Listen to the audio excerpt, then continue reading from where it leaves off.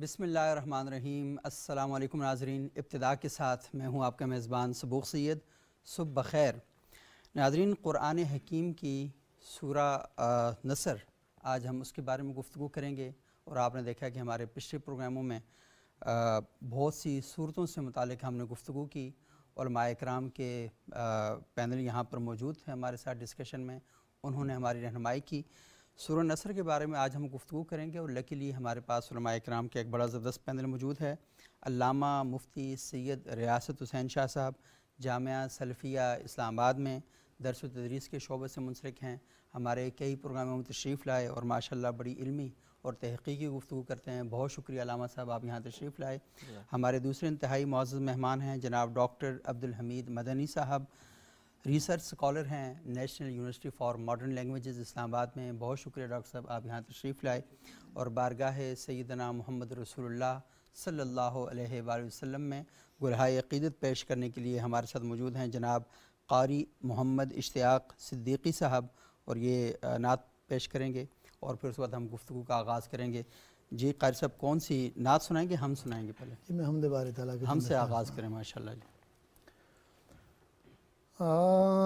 بے نواؤں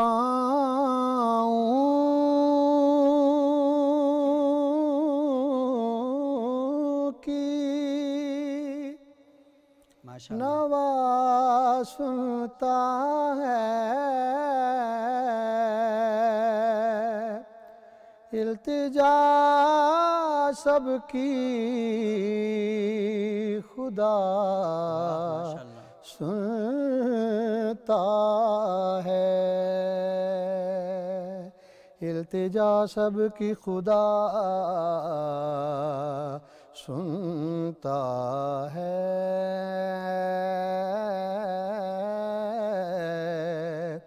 دل دھڑکنے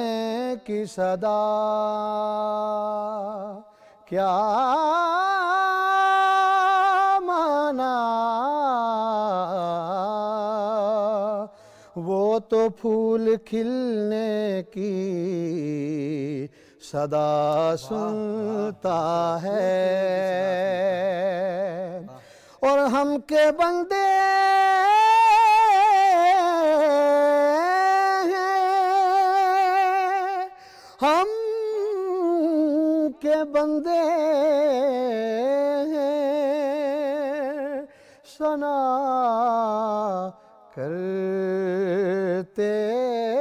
ہیں وہ کہ خالق ہے، صدا سنتا ہے، میں بندہ عاصی ہوں، خطا کار ہوں مولا مولا، لیکن تیری رحمت کا طلبگار ہوں مولا، میں بندہ عاصی ہوں، پھر تو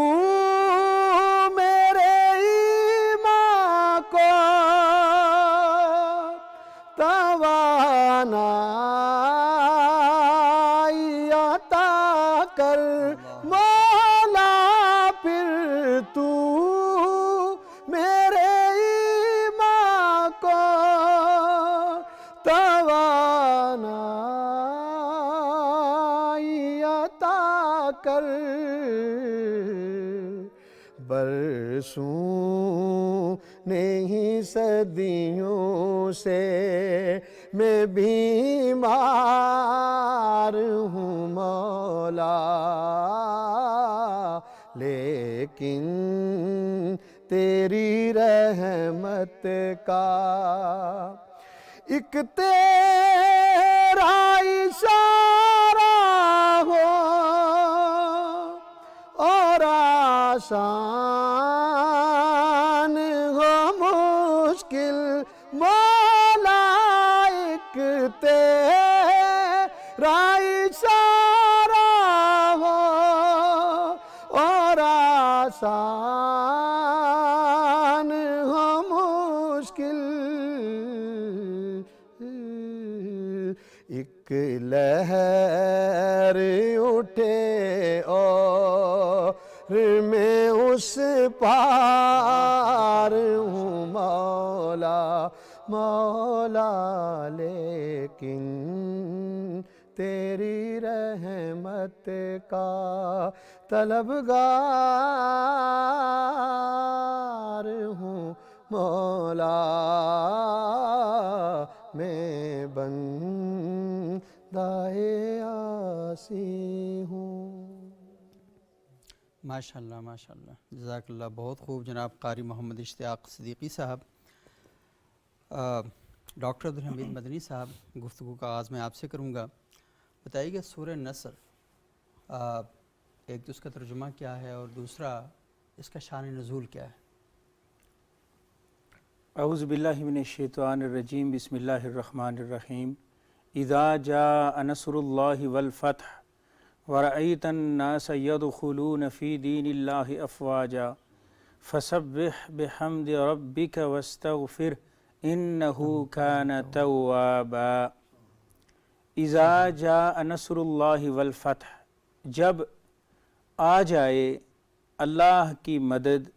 اور اس کی طرف سے فتح کی نوید، صحیح، تو وَرَأَيْتَ النَّاسَ يَدْخُلُونَ، اے نبی صلی اللہ علیہ وآلہ وسلم آپ دیکھیں گے کہ یدخلون، وَرَأَيْتَ النَّاسَ يَدْخُلُونَ، آپ دیکھیں گے کہ لوگ داخل ہوتے ہیں فی دین اللہ افواجا، اللہ کے دین میں گروہ در گروہ، جماعت در جماعت داخل ہو رہے ہیں۔ صحیح، فسبح بحمد ربک واستغفر، اب یہ ہے کہ آپ اللہ رب العالمین کی تسبیح بیان کریں، بحمد ربک، اس کی حمد بیان کریں جو آپ کا رب ہے، انہ کان توابا، اور وہ توبہ قبول کرنے والا نہایت مہربان ہے، توبہ قبول کرنے والا ہے۔ یہ سورہ قرآن مجید کے نزول کے اعتبار سے سب سے آخر میں نازل ہوا، اچھا، اور اس کے بعد چند آیات نازل ہوئیں، جس طرح مفسرین نے لکھا، بالخصوص علامہ جلال الدین سیوطی نے اور علامہ واحدی نے اسباب النزول کے اندر لکھا کہ اس کے بعد چند آیات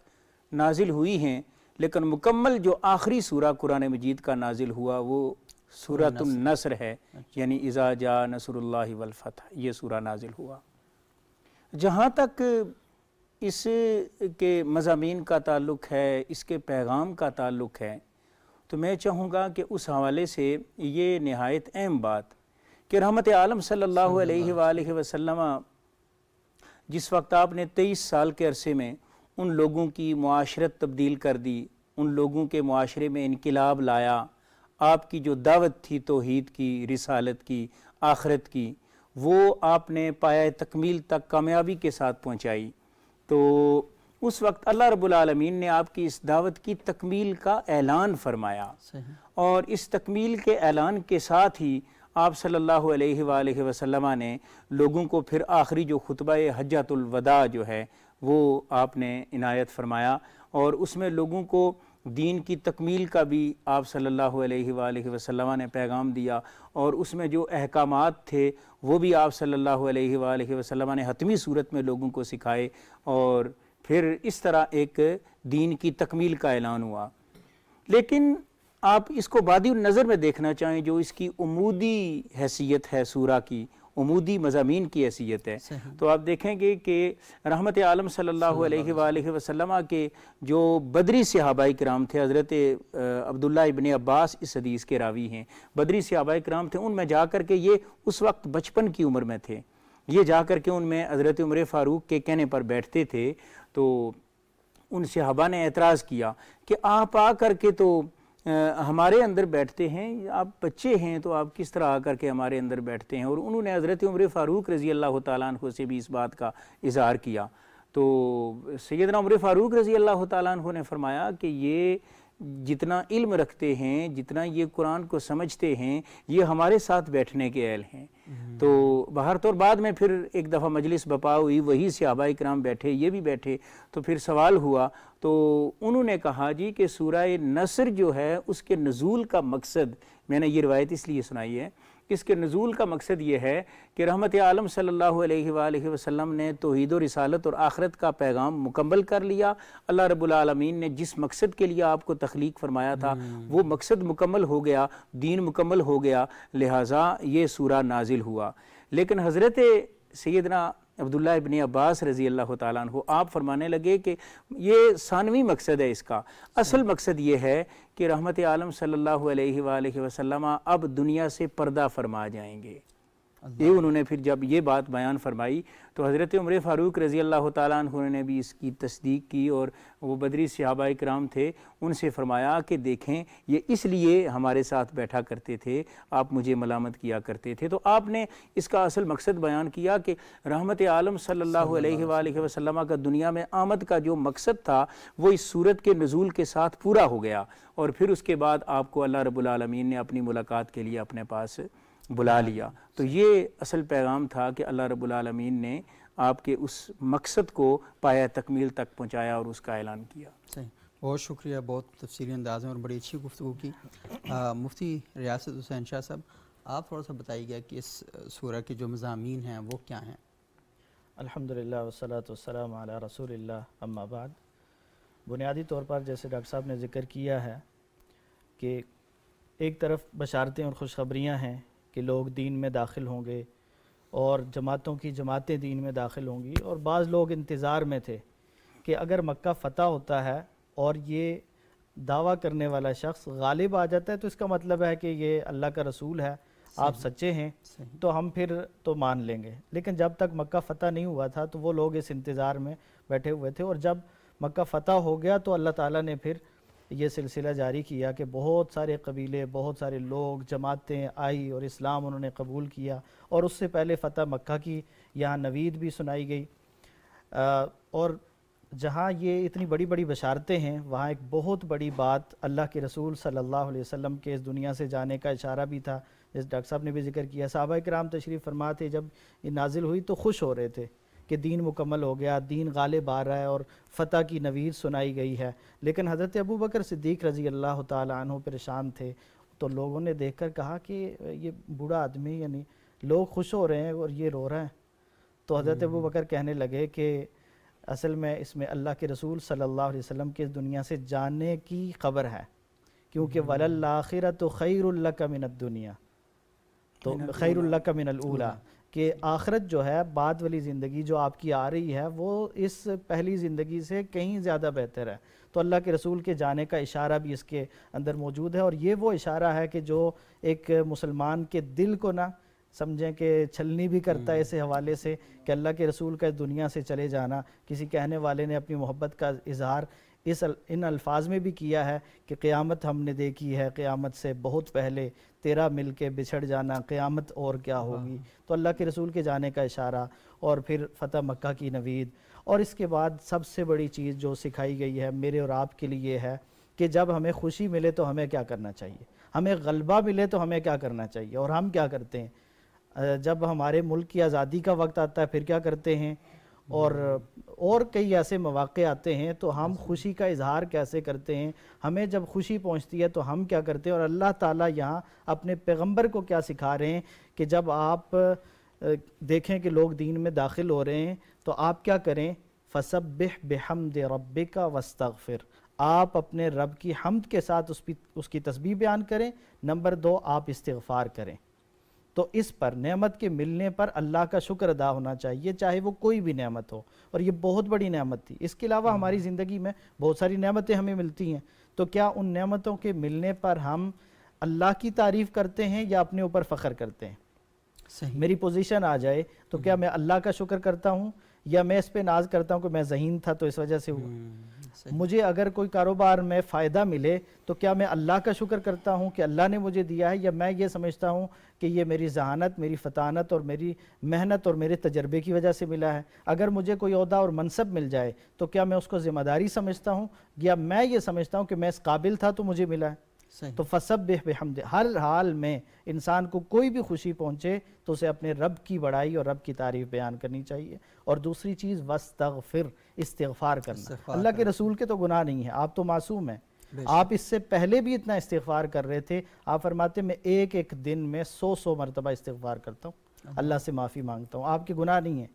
لیکن اس صورت کے نازل ہونے کے بعد تو آپ بہت کثرت سے ہر نماز میں استغفار، ہر وقت آپ استغفار کرتے تھے، تو ہماری زندگیوں میں استغفار کتنا ہے؟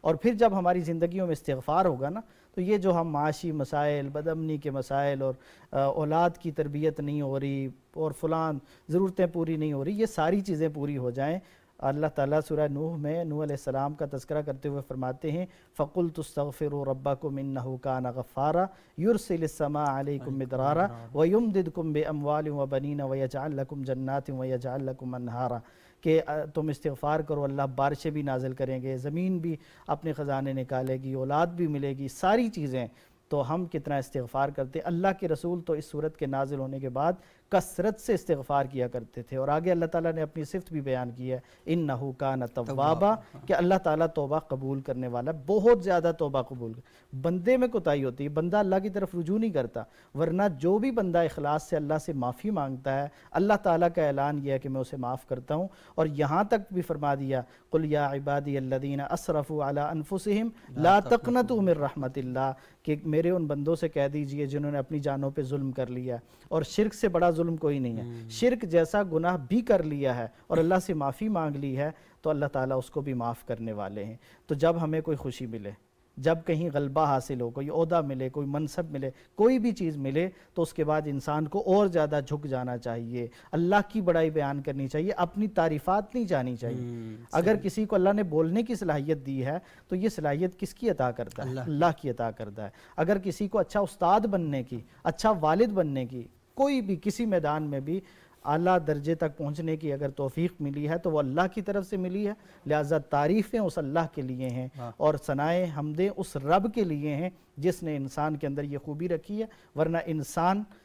کچھ بھی نہیں ہے۔ اگر انسان اپنی حقیقت کو دیکھے نا کہ میں پیدا کیسے ہوا ہوں، کہاں سے کیسے آیا ہوں اس دنیا میں اور میری حقیقت کیا ہے، تو شاید انسان کبھی تکبر نہ کرے، کبھی اپنے اوپر فخر نہ کرے۔ اور پھر اس کے ساتھ استغفار کو ہر انسان کو چاہیے کہ کثرت سے لازم پکڑے۔ اللہ کے رسول نے فرمایا کل بنی آدم خطاؤن، بنی آدم سارے کے سارے خطا کار ہیں، وخیر الخطائین التوابون، لیکن بہترین خطا کار وہ ہیں جو اللہ سے معافی مانگتے ہیں، جو اپنے آنسو بہاتے ہیں۔ یہ آنسو جب آنکھ سے ایک آنسو نکلتا ہے نا، یہ جہنم کی آگ کو بجھانے والا ہے۔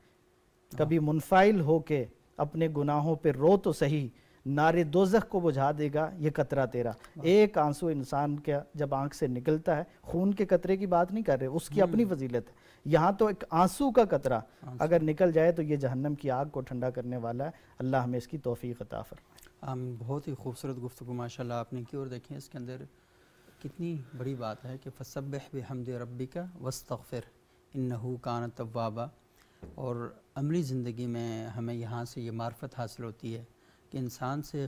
غلطی ہوگی، اس سے خطا ہوگی، لیکن یہ ہے کہ اپنی غلطی کے بعد اس کا فوری طور پر اقرار کر لینا کہ نہیں یہ میری غلطی تھی، اور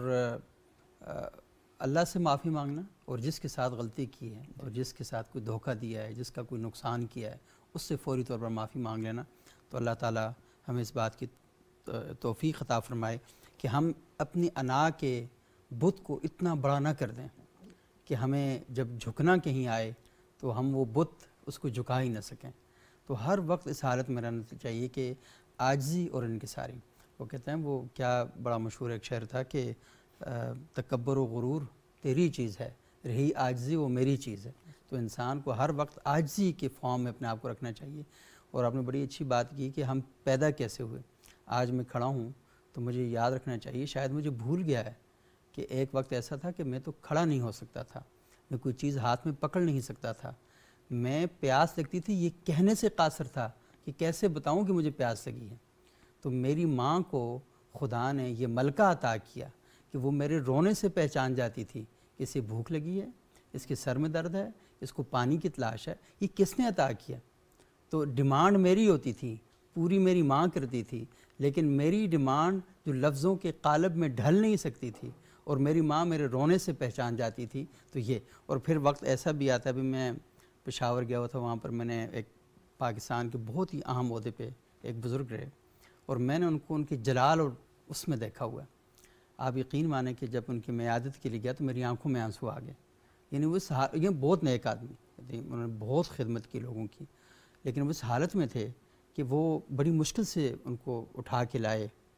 باہر ملنے کے لیے۔ تو میں سوچ رہا تھا کہ ان کی 85-86 سال اب عمر ہو گئی ہے،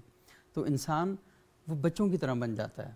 کہ بچپن میں اس کو اٹھایا جاتا تھا، اب اس عمر میں ان کو اٹھایا جا رہا ہے۔ تو انسان اگر 5 منٹ کے لیے کبھی اپنے ساتھ بیٹھے اور غور کرے کہ میں کیا ہوں، آپ یقین مانیں یہ اکڑ، یہ ساری بدماشی، سب کچھ یہ سیکنڈز کے اندر ختم ہو جاتا ہے۔ اور بندہ اگر اس کو معاشرے کے اندر لے کر آ جائے تو معاشرہ اتنا خوبصورت اور ایسا معاشرہ بن جاتا ہے کہ اللہ تعالیٰ وہی معاشرہ چاہتے ہیں۔ تو بہت ہی اچھی گفتگو آپ نے کی ناظرین۔ یہاں پر ایک چھوٹا سا وقفہ لیتے ہیں اور وقفے کے بعد دوبارہ آپ کی خدمت میں حاضر ہوں گے اور سلسلہ کلام کو آگے بڑھائیں گے۔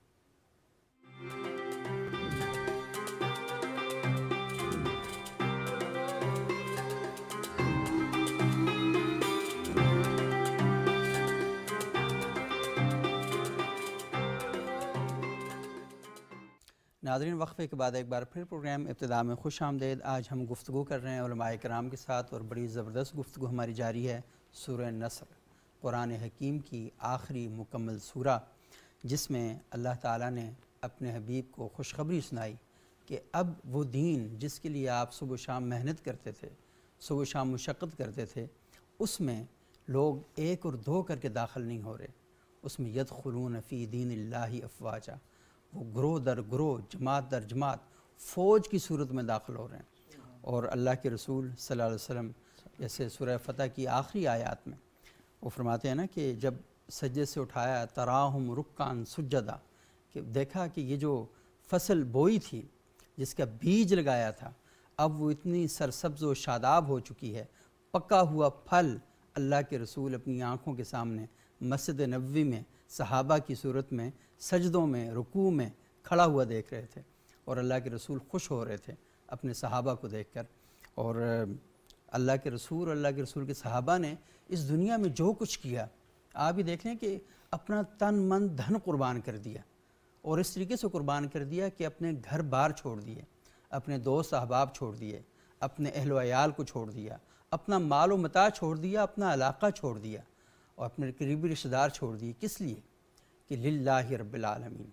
صرف اللہ ہی کے لیے ہوگا، زندگی اللہ ہی کے لیے، موت اللہ ہی کے لیے، الحب للہ والبغض للہ، اس کی عملی مثال بن گئے کہ ہماری محبتوں کا مرکز ذات الہی ہوگا، ہماری نفرتوں کا مرکز بھی ذات الہی ہوگا۔ ہم اس دنیا میں کسی شخص سے محبت کریں گے تو اس وجہ سے کریں گے کہ یہ اللہ کا حکم ہے، اور اگر کسی شخص سے نفرت کرنی پڑے تو صرف ایک ہی وجہ ہوگی، وہ ہماری ذاتی نہیں ہوگی، وہ صرف یہ وجہ ہوگی کہ اللہ تعالیٰ نے ہمیں حکم دیا ہے کہ ان لوگوں سے بچنا ہے، ان لوگوں سے کنارہ کشی اختیار کرنی ہے۔ تو یہ بنیادی مقصد اور بنیادی مدعا ہے، اور اس کے لیے اللہ کے رسول نے اور صحابہ نے کیا پیمانے مقرر کیے۔ اللہ تعالیٰ سے دعا ہے کہ اللہ تعالیٰ ہمیں ان کے نقش قدم پر چلنے کی توفیق عطا فرمائے۔ ڈاکٹر صاحب، تھوڑا سا میں یہ جاننا چاہوں گا کہ یہ اللہ کے رسول، آپ نے بڑا اچھا بیان فرمایا کہ اس آیت میں جہاں خوشخبری بھی انتہا کی ہے، وہاں اس کے اندر وہ جو دکھ ہے وہ بھی انتہا کا ہے، کہ اللہ کے رسول کا موجود رہنا اور ان کو خوشخبری سنانا، اور پھر اللہ کے رسول کے اس دنیا سے چلے جانا۔ آپ یقین 1400 سال پہلے دنیا سے چلے گئے، آج بھی جب یہ خبریں آتی ہیں نا، جب یہ پڑھتے ہیں کہ اللہ کے رسول کا وصال ہوا، تو دکھ ایسا ہوتا ہے کہ لگتا ہے کہ یہ ابھی کا کوئی واقعہ ہو رہا ہے۔ تو میں کہوں تھوڑا سا اس پہ بات کریں آپ۔ اگر اس کو دیکھا جائے تو میں سمجھتا ہوں کہ 2-3 حوالوں سے اس نقطے کو سمجھا جا سکتا ہے۔ ایک یہ کہ رحمت عالم صلی اللہ علیہ وآلہ وسلم نے جس وقت آپ نے اپنے خطبہ حجۃ الوداع میں اعلان فرمایا کہ لوگو، اللہ نے ایک بندے کو اختیار دیا ہے کہ وہ بندہ دنیا میں رہنا چاہے یا وہ اپنے رب سے ملاقات کرنا چاہے، تو وہ دونوں میں سے کوئی ایک کام کر سکتا ہے۔ تو رحمت عالم صلی اللہ علیہ وسلم نے جس وقت یہ جملہ اپنے صحابہ کرام کے سامنے جب یہ جملہ آپ نے ارشاد فرمایا تو سارے صحابہ کرام خوش ہوئے، اکثر صحابہ کرام جو ہے وہ خوش ہوئے، اور انہوں نے کہا کہ ایک بندے نے اللہ تعالیٰ سے ملاقات کرنی ہے اور اس بندے نے یعنی اختیار یہ کر لیا ہے کہ وہ اللہ سے ملاقات کرے گا، اس سے بڑھ کر کے سعادت اور کیا ہو سکتی ہے۔ لیکن سیدنا ابو بکر صدیق رضی اللہ تعالیٰ عنہ یہ رازدار رسالت، رازدار رسالت، مزاج شناس رسول تھے، جس طرح سیرت کی کتابیں گواہ ہیں، تو ان کے چہرے پر غم حویدہ ہو گیا۔ اور آپ سے بعد میں جب ساتھیوں نے پوچھا کہ ابو بکر، سارے لوگ خوش تھے کہ ایک بندہ اللہ سے ملاقات کرنے کو جا رہا ہے، تو آپ کے چہرے پر غم کے آثار ظاہر ہو رہے تھے، اس کی کیا وجہ ہے؟ تو انہوں نے کہا میرے ساتھیوں، میں یہ دیکھ رہا ہوں کہ میرے مصطفیٰ صلی اللہ علیہ وآلہ وسلم دنیا سے چلے گئے تو ہماری دنیا اندھیر ہو جائے گی۔ یہ الفاظ بھی بعض سیرت کی کتابوں میں ہیں کہ ہماری دنیا اندھیر ہو جائے گی۔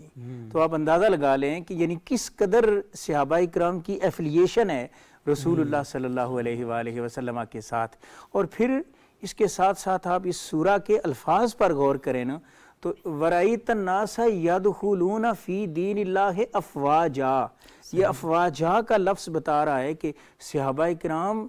تھوڑی سی تعداد میں نہیں تھے، ہزاروں کی تعداد میں تھے، اور ہزاروں کی تعداد میں لوگ جو ہے وہ رحمت عالم صلی اللہ علیہ وسلم کے حبالۂ محبت میں داخل ہوئے، اور رحمت عالم صلی اللہ علیہ وسلم نے پھر ان کی تہذیب و تمدن بھی تبدیل کیا، ان کی معاشرت تبدیل کر دی، ان کو سیاست کے ڈھنگ سکھا دیے، ان کو زندگی کے اصول سکھا دیے۔ وہ ایک نظر جس نے مردوں کو مسیحا کر دیا، دیکھیں نا۔ لیکن اس کے پیچھے آپ دیکھیں محنت نبی کریم صلی اللہ علیہ وسلم کی کتنا عرصہ ہے، 23 سال کی محنت ہے، 23 سال کی محنت ایک ریفارمر کی پوری دنیا کا نقشہ ہی تبدیل کر کے رکھ دیتی ہے۔ تو میں سمجھتا ہوں کہ دنیا میں جتنے بھی لوگ دعوت کا کام کرنے والے ہیں اور لوگوں کی رہنمائی کرنے والے ہیں، ان کے لیے یہ بہت بڑا پیغام ہے اور بہت بڑا سبق ہے کہ رحمت عالم صلی اللہ علیہ وسلم نے مختصر سے عرصے میں اپنے آپ کو پیش کر دیا لوگوں کے سامنے، دنیا کے سامنے، کہ ریفارمر ہو تو ایسا ہو، رہنما ہو تو ایسا ہو، یعنی ایک انقلاب برپا کر دیا آپ صلی اللہ علیہ وآلہ وسلم نے لوگوں کی زندگیوں میں۔ یہی وجہ تھی کہ آپ دیکھیں آپ صلی اللہ علیہ وسلم کی یعنی وصال کے بعد حضرت ابو بکر صدیق رضی اللہ تعالیٰ عنہ آئے، حضرت سیدنا عمر فاروق رضی اللہ تعالیٰ عنہ آئے، اور پھر 22 لاکھ مربع میل پر جو ہے وہ آپ نے اسلام کے جھنڈے گاڑے، اور پھر صرف یہی بیان کیا جاتا ہے لیکن یہ نہیں دیکھا جاتا کہ اس کے پیچھے محنت کس ہستی کی محنت ہے۔ وہ محنت اصل میں نبی کریم صلی اللہ علیہ وآلہ وسلم کی محنت تھی کہ جس محنت نے ان کو سیاست کے ڈھنگ سکھا دیے تھے، ان کو زندگی اور پوری دنیا کو مسخر کرنے کے انداز سکھا دیے تھے، اور پھر انہوں نے مسخر کر کے دکھایا۔ اب دیکھیں حضرت علی اور مرتضیٰ شیر خدا، کہیں آپ علم کی دنیا کے تاجور اور شہ سوار نظر آتے ہیں، کہیں آپ جو ہے وہ قضاء کی دنیا کے تاجور اور شہ سوار نظر آتے ہیں، کہیں آپ بہادری اور حرب کی دنیا کے جو ہے وہ شاہ سوار نظر آتے ہیں۔ تو یہ ہمہ جیت شخصیتیں جو ہیں یہ کس کی محنت کے نتیجے میں پیدا ہوئیں؟ یہ رحمت عالم صلی اللہ علیہ وآلہ وسلم کی محنت کے نتیجے میں یہ لوگ پیدا ہوئے، اور پھر دنیا نے تسلیم کیا، یہاں تک کہ مستشرقین نے یہاں تک کہا کہ آپ کا ایک تربیت یافتہ عمر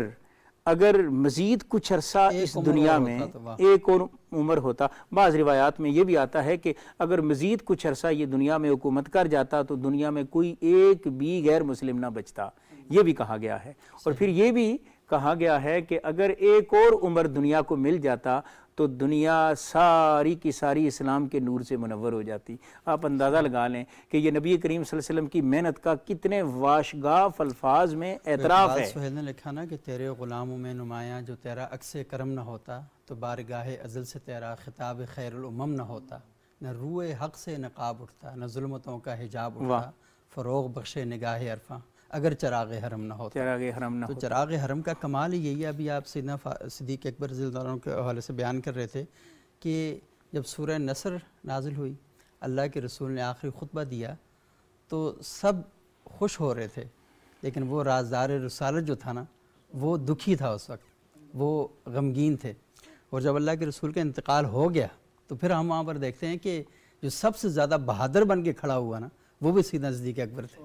جب سیدنا فاروق اعظم کے بارے میں کہا جاتا ہے کہ وہ اپنے ہوش اور حواس کھو بیٹھے, انہوں نے کہا کہ جو یہ کہے گا کہ اللہ کے رسول ہم سے جدا ہو گئے, میں اس کا سر تن سے جدا کر دوں گا, تو پکڑا سیدنا صدیق اکبر نے آ کر اور کہا کہ وما محمد الا رسول قد خلت من قبلہ الرسل افئن مات او قتل انقلبتم علی اعقابکم. یہ کیسے آپ بات کر رہے ہیں؟ تو سیدنا فاروق اعظم کہتے ہیں کہ یوں لگا کہ قرآن کی یہ آیات آج نازل ہوئی ہیں. اور یہ دیکھیں نا کہ ایک طرف کتنا نرم دل ہے, اور ایک طرف جب دین پہ بات آئی اور جب سمجھانے کی بات آئی تو ان کو پتہ ہے کہ اب میں نے رول پلے کرنا ہے. تو بعض کا یہ ہوتا ہے نا کہ خاندان میں جو بڑا بھائی ہوتا ہے, والدین چلے جائیں تو پھر کیسے کھڑا ہوتا ہے, اسے پتہ ہے کہ نہیں اب یہ میرے رونے دھونے کا وقت نہیں, اب کردار ادا کرنے کا وقت ہے. تو صدیق اکبر نے وہاں پر ہی کردار ادا کیا, ورنہ تو صدمہ اتنا بڑا تھا کہ سب لوگ بکھر چکے تھے وہاں پہ. تو یہ کام وہاں پر سیدنا صدیق اکبر نے کیا. اور پھر یہی نہیں, وہ ٹوٹے ہوئے دل جب سارے تھے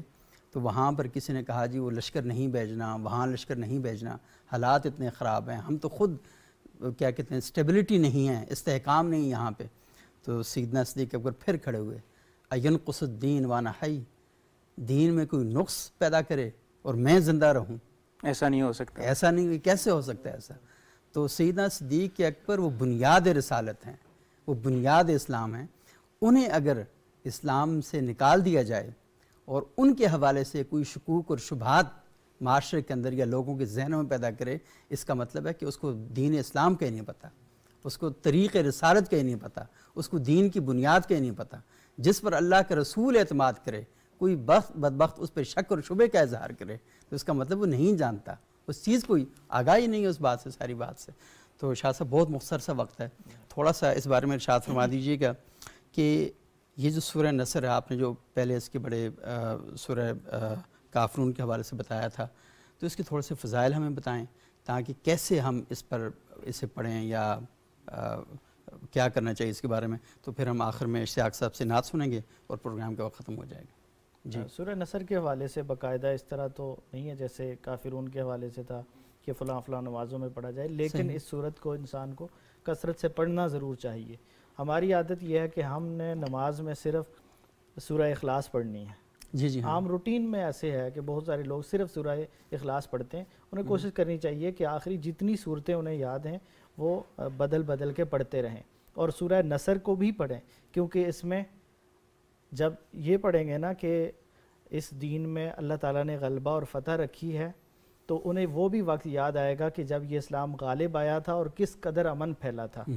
اب اگر ہم مغلوب ہیں یا پریشان ہیں تو یہ حالات ہمیشہ نہیں رہیں گے, نیتوں کا فطور جو ہے ہمارے اندر. جی انشاءاللہ یہ حالات چھٹیں گے اور پھر حالات بہتر ہوں گے. امید ہے. دوسرا, جب بھی کوئی خوشی ملے تو ہمیں اس پہ, جیسے پہلے ہم نے ذکر کیا کہ اللہ کی حمد و ثنا, اور پھر استغفار کو کثرت سے. استغفار, دیکھیں خوشی کا استغفار سے کیا تعلق ہے. خوشی جب ملتی ہے نا, نعمت ملتی ہے, تو اگر یہ نعمت انسان کے گناہوں کی وجہ سے رکنا چاہتی تو رک سکتی تھی. قرآن مجید میں اللہ تعالیٰ فرماتے ہیں وَمَا أَصَابَكُم مِّن مُّصِيبَةٍ فَبِمَا كَسَبَتْ أَيْدِيكُمْ وَيَعْفُو عَن كَثِيرٍ, کہ جو تمہیں تکلیف مصیبت پہنچتی ہے یہ تمہارے اپنے ہاتھوں کی کرتوت اور کمائی ہوتی ہے. اور یہ اس سے بھی بڑھ کے کہ اللہ تعالیٰ بہت ساری چیزوں سے درگزر کر رہے ہوتے ہیں, لیکن کچھ چیزیں درگزر کے باوجود معافی اور استغفار کی ضرورت ہوتی ہے ان میں, ورنہ تو انسان کوئی بھی نیکی کرتا ہے, ان الحسنات یذہبن السیئات. اللہ تعالیٰ قرآن مجید میں فرماتے ہیں کہ نیکی گناہوں کو مٹاتی ہے. اللہ کے رسول نے نصیحت کرتے ہوئے فرمایا اتبع السیئۃ الحسنہ, کہ جب گناہ ہو جائے تو اس کے بعد نیکی کر لیا کرو, تمحوہا, وہ نیکی اس کو مٹا دے گی. تو اس کا تو اہتمام ہم نے کرنا ہے, لیکن اس کے ساتھ استغفار کو کثرت سے لازم پکڑ لینا یہ انسان کی ذمہ داری ہے. اور ہر نماز میں جب انسان ان صورتوں کو سمجھ کر پڑھے گا نا, اور میں گزارش کروں گا اپنے ناظرین سے کہ وہ کم از کم اس رمضان کے مہینے میں اور نہیں تو اپنی نماز اور جو نماز میں پڑھی جانے والی صورتیں ہیں وہ ترجمے کے ساتھ ضرور پڑھ لیں, یاد کر لیں. اور شاہ صاحب آپ نے بڑی اچھی بات کی, اور میرے ذہن کے اندر اس کا ایک اور بھی خیال آتا ہے کہ اگر ہمارے ہاں کیونکہ مساجد اور مدارس تو گلی محلوں میں بہت زیادہ ہیں ماشاءاللہ, تو اگر مدرسے اگر مساجد کوئی ایک کورس رکھیں کہ یہ 1 مہینے کا کورس ہے, قرآن کی آخری 20 صورتیں یا 10 صورتیں کر لیں, زبانی یاد کرائی جائیں گی ترجمے کے ساتھ, تو میرا خیال یہ ہے کہ اس میں یہ ہے کہ کیونکہ مختصر دورانیے کا ہوگا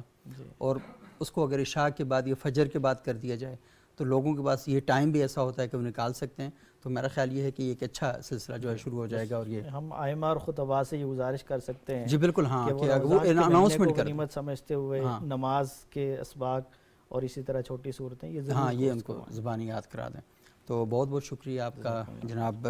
علامہ مفتی ریاست حسین شاہ صاحب. ڈاکٹر عبدالحمید مدنی صاحب،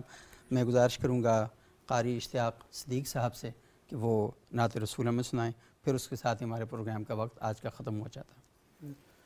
جی قاری صاحب. فرش سے تارش ہیں سارے زمانے آپ کے، ساری دنیاؤں کے ہیں مخفی خزانے آپ کے. اور ایک طرف صدیق اکبر، ایک طرف روح الامین، ایک طرف صدیق اکبر، ایک طرف روح الامین. ہم سفر کیا کیا بنائے ہیں خدا نے آپ کے، ہم سفر کیا کیا بنائے ہیں خدا نے آپ کے. اور بڑا خوبصورت شعر، کروٹیں لیتے ہیں میرے ذہن میں بدروہنین،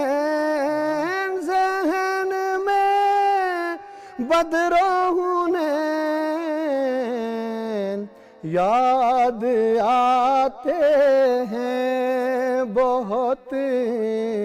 ساتھی پرانے آپ کے، یاد آتے ہیں بہت ساتھی پرانے آپ کے. مرکز نور و نظر ہیں آقا آپ کے، غار و مزار. مرکز نور و نظر ہیں آپ کے، غار و مزار. سب ٹھکانوں سے ہنسی تر ہے ٹھکانے آپ کے، سب ٹھکانوں سے ہنسی تر ہے ٹھکانے آپ کے. ساری دنیاؤں کے ہیں مخفی خزانے آپ کے.